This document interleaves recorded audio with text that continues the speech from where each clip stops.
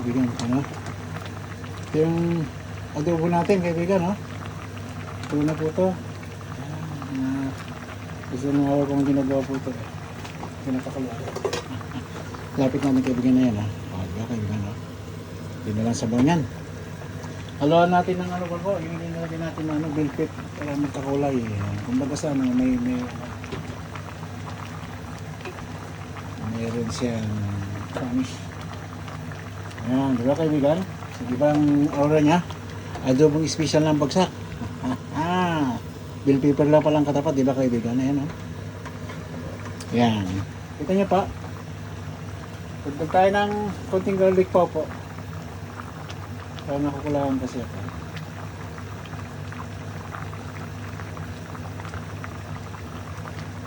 Ayan. Pag na rin po, yung black pig na yung drug, hindi masyadong drug na of course. Ayan. Ayos na po yan. May sugar na po kanina, hindi na ako maglalagay po.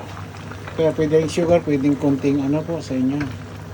Konting sugar, konting bitchin, nasa inyo na po yun kung paano nyo masarapin pa. Lapit po, ayan o, kaibigan o. Diba, kaibigan, ganda o.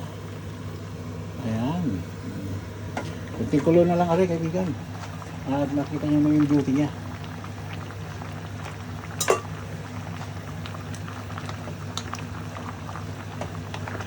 Ayan. Kita nyo po. Kulo na po yan. Ngayon lang natin kumukulo po.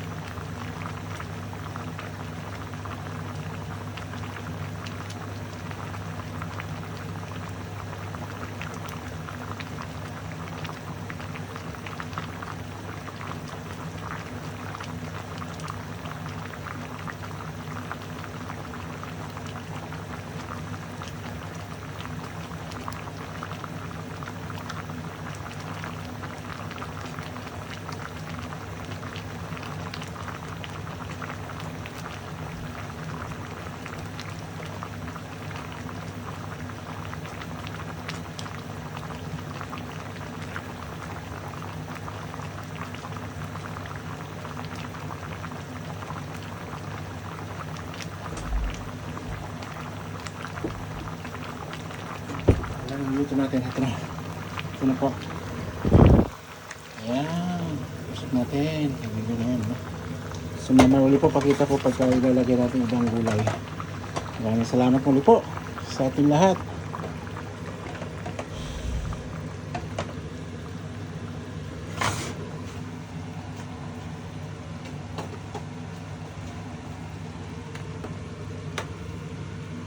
Mm.